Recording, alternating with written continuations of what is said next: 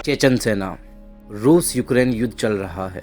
पूरी दुनिया आतंक के दिन गिन रही है। ये कौन लोग हैं जो अल्लाह अकबर की आवाज़ में रूस के लिए युद्ध करने गए थे? रूस यूक्रेन युद्ध में ये मुस्लिम सैनिक पूरी दुनिया के लिए सिरदर्द क्यों बने? ये सवाल आपके मन में ज़रूर आया होगा। आपको पता ही होगा कि इस चेचन सेना को दुनिया की सबसे विनाशकारी सेना कहा जाता था। इस विनाशकारी सेना के मुखिया को वर्तमान में सबसे भयानक विश्व स्वामी माना जाता है। पिछले 12 वर्षों में पुतिन के युद्ध नहीं हारने के कारणों में से एक चेचन सेना है। अब सवाल ये है कि ये चेचन सेना कौन है, उनका इतिहास क्या है, मुसलमान उनसे कैसे जुड़े? रूस का एक टुकड़ा चेचन्या अभी भी एक गर्वित मुस्लिम देश के रूप में कैसे जीवित रह सकता है? पुतिन के साथ उनका क्या संबंध है? कौन है ये कुख्यात वॉरलॉर्ड रमज़ान? साथ ही चेचन सैन्य शक्ति और अन्य सभी अज्ञात सूचनाओं पर हमारा प्रकरण। ये पहली बार है जब हमने चेचन्या या चेचन सेना के बारे में हिंदी में वीडियो बनाया है। वीडियो के अंतिम क्षण तक बने रहें। आज के वीडियो का 1 सेकंड भी ना चूकें। सीधे शब्दों में कहें तो रूस दुनिया का सबसे बड़ा देश है।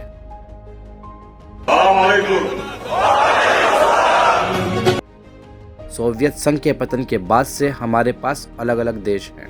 सैकड़ों साल पहले इस क्षेत्र में मुसलमानों का निवास था। समूह को मुख्य भूमि रूस में चेचन्या कहा जाता है। हालांकि कई लोग चेचन्या को एक स्वतंत्र राज्य मानते हैं, लेकिन ऐसा नहीं है।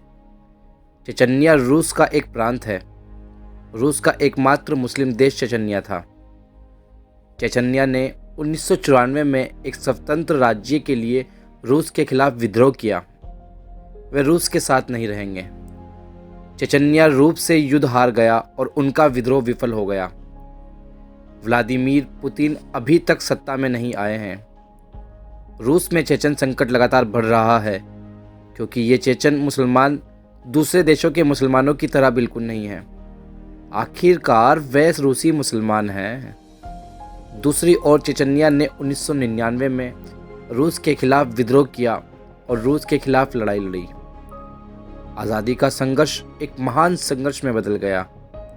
एक के बाद एक चेचन राजधानी ढह गई। अंत में चेचन्या फिर से रूस से हार गया। फिर व्लादिमीर पुतिन सत्ता में आए। चल रहे संकट को हल करने के लिए पुतिन ने अकमत कदलेव को नए राष्ट्रपति के रूप में घोषित किया और रूस में चेचन्या के साथ शांति समझौते पर हस्ताक्षर किए। चेचन रूस के अंदर शांति से रहेंगे। एक चेचन नागरिक को अन्य रूसी नागरिकों के समान लाभ होंगे। चेचन्या के बजट और विकास के लिए रूस जिम्मेदार होगा। लेकिन 2004 में चेचन विद्रोहियों ने राष्ट्रपति अखमेट की हत्या कर दी थी। इसके आलोक में पुतिन ने किसी ऐसे व्यक्ति को बुलाया जो मेरे लिए आज की वीडियो का मुख्य आकर्षण है।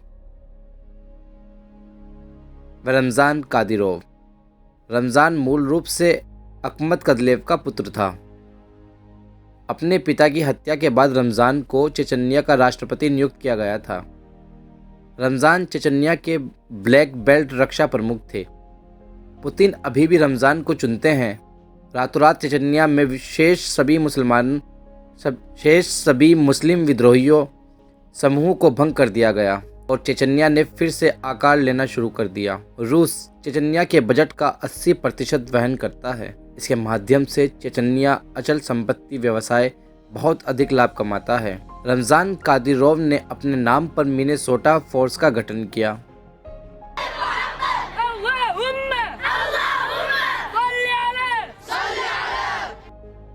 उन्हें कदेलव बागची कहा जाता है। रूस के बजट का एक बड़ा हिस्सा चेचन सेना के निर्माण पर खर्च किया जाता है। चेचन सेना को एक विनाशकारी कमांडो के रूप में डिजाइन किया गया है। चेचन्या में सचमुच शांति लौट आई है। चेचन्या पूरी तरह से मुस्लिम देश है। यहाँ सख्त मुस्लिम अनुशासन का पालन किया जाता है।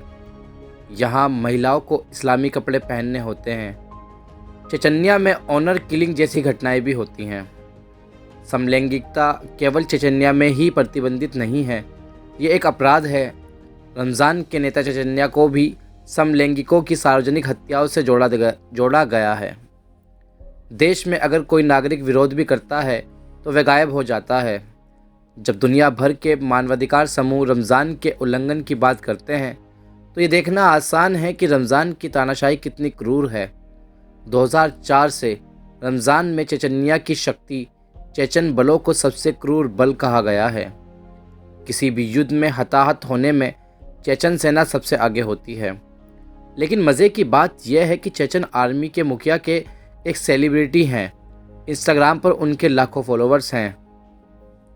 दिन भर वे विभिन्न जानवरों और पक्षियों के साथ समय बिताते नज़र आते हैं। वे जूडो की प्रैक्टिस करते नज़र आ रहे हैं। उन्हें दोस्तों के साथ स्नोबॉल खेलते हुए और कभी कभी असली पारिवारिक व्यक्ति के रूप में प्रार्थना या साइकिल चलाते हुए देखा जाता है। लेकिन इन सब के पीछे एक भयानक और बर्बर रमज़ान है। अगर तुम थोड़ा और गहराई में नहीं जाओगे तो तुम समझ नहीं पाओगे। रमज़ान 2017 को दुनिया का सबसे खतरनाक वर्ल्ड लॉर्ड घोषित किया गया और मोस्ट वांटेड वर्ल्ड क्रिमिनल के रूप में पहचाना गया है। इसलिए रमज़ान के दौरान फेसबुक, यूट्यूब, इंस्टाग्राम पर बैन लगा दिया गया है। रूस के बाहर किसी भी देश में रमज़ान की अनुमति नहीं है। बेशक उसे ज़रूरत नहीं है। रमज़ान दिव्या बनारस में राष्ट्रपति के खेत में स्ट्रॉबेरी उठा रही है। पुतिन की तस्वीर वाली टी शर्ट पहनकर अपना जन्मदिन मनाने रूस आ रहे हैं। वो दुनिया भर से मशहूर हस्तियों को आमंत्रित करके अपना जन्मदिन मना रहे हैं। पुतिन चेचन सैनिकों को भेज रहे हैं। चेचन सेना यूक्रेन में रूस को सताना जारी रखे हुए है। अल्लाह अकबर की आवाज़ पर अब यूक्रेन में 12,000 सैनिक तैनात हैं। ये सभी फ्रंटलाइन फाइटर हैं। उनकी शक्ति के कारण विभिन्न हॉलीवुड फिल्मों में चेचन बलों को मुद्दा सामने आया है। लेकिन आप समझ सकते हैं कि वो एक खलनायक हैं। हॉलीवुड ऐसा दिखता है, वास्तव में आपको चेचन सेना के बारे में अधिक जानकारी नहीं मिलेगी। इसलिए मैंने ये वीडियो बहुत ज़्यादा चार्ज करने के बाद दिया। उनके सैनिकों की कुल संख्या कितनी है, क्या वे हथियारों का इस्तेमाल करते हैं, वीडियो फुटेज में आपको कहीं भी ऐसी कोई जानकारी नहीं मिलेगी। हालांकि ये कहना सुरक्षित है कि यदि आवश्यक हो तो चेचन सेना रूस के पूर्ण रक्षा संसाधनों और बलों का उपयोग कर सकती है। तो ये समझा जा सकता है कि वे कितने भयानक हो सकते हैं। संभव है कि पुतिन स्थिति का फायदा उठाने के लिए चेचन सेना का इस्तेमाल कर रहे हों और पुतिन ने चेचन्या के साथ जिस तरह से व्यवहार किया है उसमें और कौन सफल हुआ है। चाहे अफगानिस्तान हो, इराक हो, शांति के नाम पर तनाव बढ़ाने के लिए अमेरिका साल दर साल इन देशों में कहर बरपा रहा है। इसकी तुलना में चेचन संकट लंबे समय से पुतिन के हाथों में है। आधिकारिक तौर पर वे मलेशिया अब पुतिन के साथ लड़ रहे। नेतृत्व में समझदारी है। ये वीडियो पुतिन के सर्वश्रेष्ठ होने, चेचन सेना के सर्वश्रेष्ठ होने या रमजान कादिराव के नायक होने के बारे में नहीं है। जितना मेरे पास है मैंने तुम्हें उतना ही प्रस्तुत किया है। वीओआई कमेंट बॉक्स में कमेंट करना ना भूलें और वीओआई यूट्यूब चैनल को सब्सक्राइब करें। वीडियो अच्छा लगे तो शेयर ज़रूर करें। शुक्रिया। नए हैं